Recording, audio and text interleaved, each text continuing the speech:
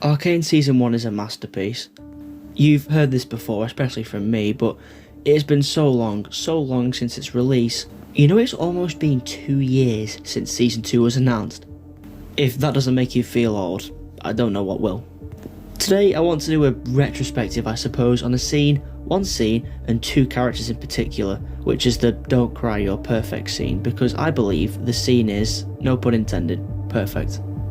I could cover so many different scenes that make this show as good as it is, but I want to touch on this one because it's almost like the culmination of what the whole first season is building towards. Now, if you haven't seen Arcane, honestly, get to it, because one of the best things about it is that you don't need to play League of Legends. Hell, I'd encourage you not to play it. I have seen a couple of video game TV shows where it's like if you haven't played the game, it's like, what? But with Arcane, there's none of that. It introduces and allows you to understand its characters perfectly without needing any boring or forced exposition, which many other video game TV shows are very guilty of. I'm gonna assume some of you watching haven't seen it and so need context. Vi and Powder are sisters. Their parents are both killed when they are both very young and are taken in by a man named Vander. Vander did some pretty dodgy stuff back in the day and even so-called betrayed his friend Silco when Silco wanted Zorn to attack Piltover. These are both 2 cities, with Piltover being the more rich one and Zorn being the more poverty one. Vander wanted to keep the peace, you see. Silco gets back at Vander by trying to kill him, and his kids, 2 of them being, Vi and Powder. Powder accidentally basically kills everyone with a bomb when she was trying to help, even though Vi told her not to.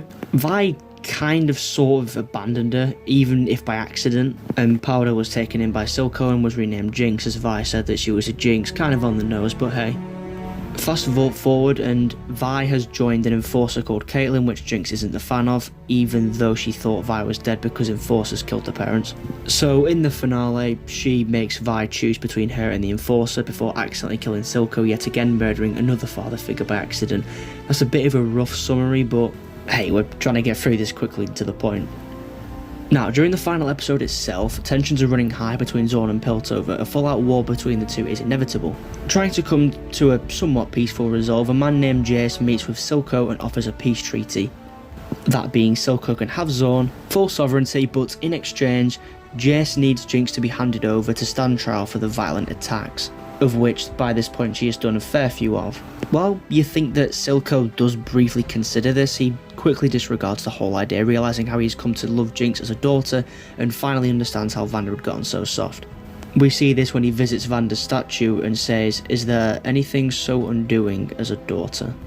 Now, let's get something clear here. Silco wasn't the best villain in the entire world, but he's likeable because not only is he cool, but he's a very well done character with a lot of grey area, even if he's a terrible father.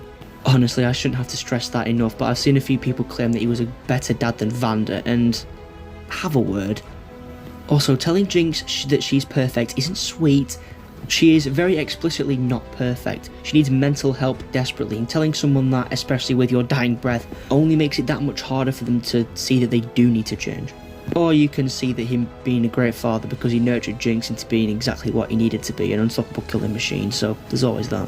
Anyway, after shooting Silco, Jinx grabs her rocket launcher and runs off, still caught up in her mania with Silco's voice in her head repeating, "We will show them. We will show them all." Which does actually mean something because that's what he said when he first took her in.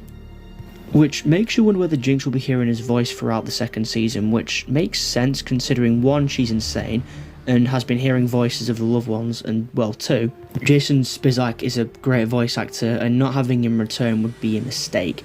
Did you know that he played Kid Flash in Young Justice? Because I sure as shit didn't until making this video. But going back to the scene, I always drew parallels to this scene early on in season 1 episode 3. When Vi had her in pretty much the same position, except she was beating her down and asking her to stay out of it.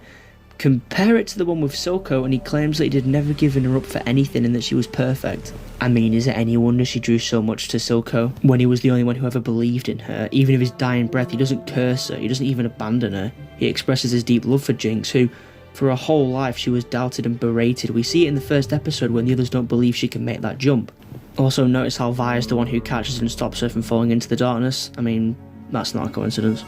Especially when as soon as that is then severed when she is stuck with the enforcer who tried to kill Jinx. She then sits in the chair giving into who she really is now, exactly what Silco wanted all that time ago when he baptised her. And again, I'm not saying he was a good dad, absolutely not, but from her perspective, he was the best thing that ever happened to her.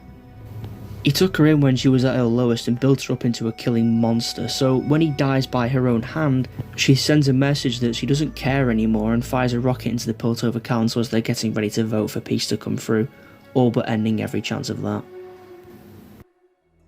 Silco's dying words, "I never would have given them to you, not for anything, don't cry, you're perfect," are so powerful, and you understand that if you're familiar with Jinx's backstory, as I've just explained.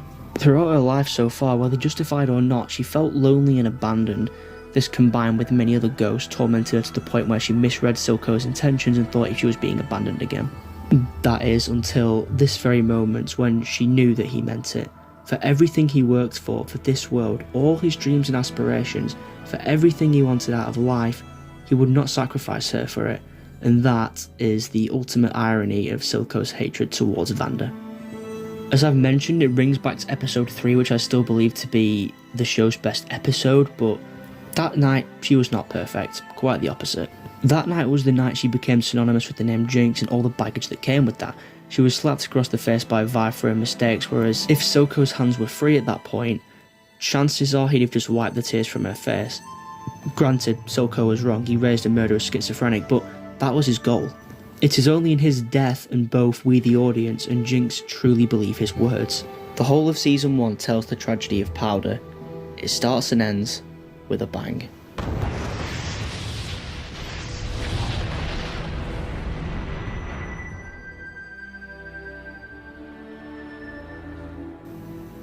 Thank you for watching. This is a bit of a shorter Arcane video, but honestly I just wanted to get back to it because it's been way too long. And I do know that's what you want to see, most of you anyway. I've seen quite a few comments recently asking for the return to Arcane, so I hope this did it justice. Well, speaking of that, actually, I went a bit insane here trying to decipher this scene, but like I said, I tried to do it justice because it's probably the one scene that made me sad. You know, watching two psychopaths confess their love to each other, but look, it's a masterpiece, as is the entire show. If you agreed with what I had to say here, or even if you didn't, then feel free to leave your thoughts in the comments, and if you want to see more videos like this one, then please consider subscribing, it really helps me out. And yeah, speak to you soon.